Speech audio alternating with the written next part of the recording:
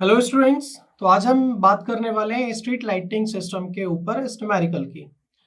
इस न्यूमेरिकल के अंदर आपको डिजाइन करना है एक स्ट्रीट लाइटिंग सिस्टम जिसमें कि कुछ फॉलोइंग कंडीशन आपको दी गई हैं। ठीक है, तो आपका बेसिक चीज क्या है कि आपको एक स्ट्रीट की लाइटिंग सिस्टम को डिजाइन करनी है और उसमें कुछ कंडीशन दी हुई है।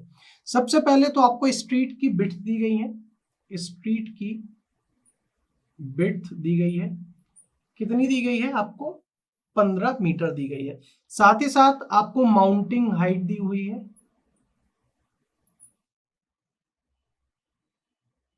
माउंटिंग हाइट आपको दी है 7.5 मीटर। 7.5 मीटर। लैंप की आपको साइज दी है। लैंप की आपको साइज दी है कितनी? 6000 ल्यूमेन।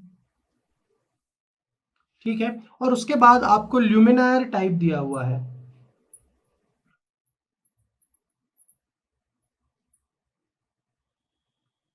ल्यूमिनायर टाइप क्या है आपका? यहाँ पे सेकंड दिया हुआ है।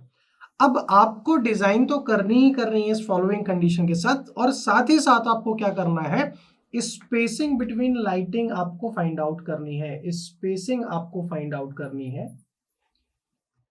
तब जबकि आपका जो एवरेज एवरेज आपका लक्स है, एवरेज लक्स है क्या होना चाहिए? 6.0 होना चाहिए।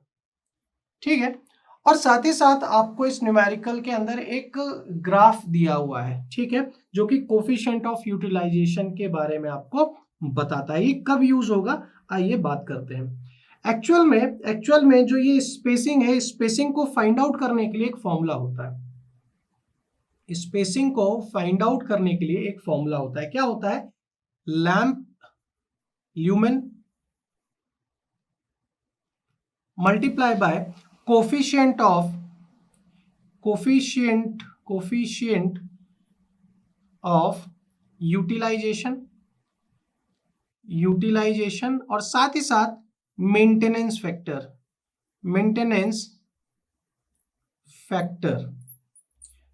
इन सभी का divided bye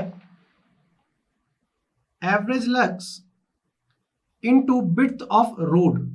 width of road width of road आपको लैंप ल्यूमन तो दिया हुआ है, 6000 दिया हुआ है।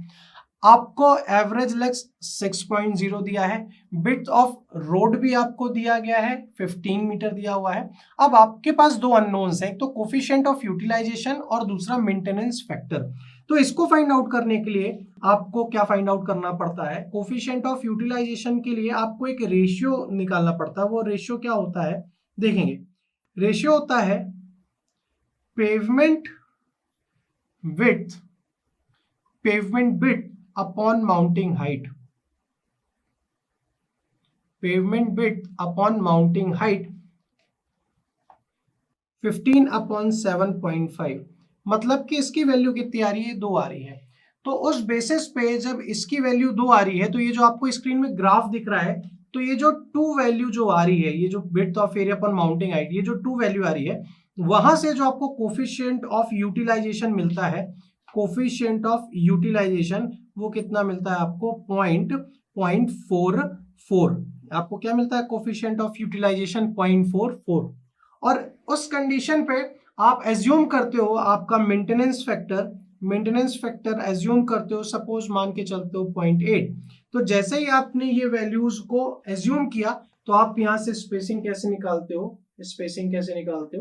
देखेंगे 6000 इंटू 0.44 इंटू 0.8 अपॉन 6 इंटू 15। तो यहां से जो आपके लाइटनिंग के बीच में, स्ट्रीट लाइट्स के बीच में जो स्पेसिंग आएगी वो कितनी आएगी? 23.47।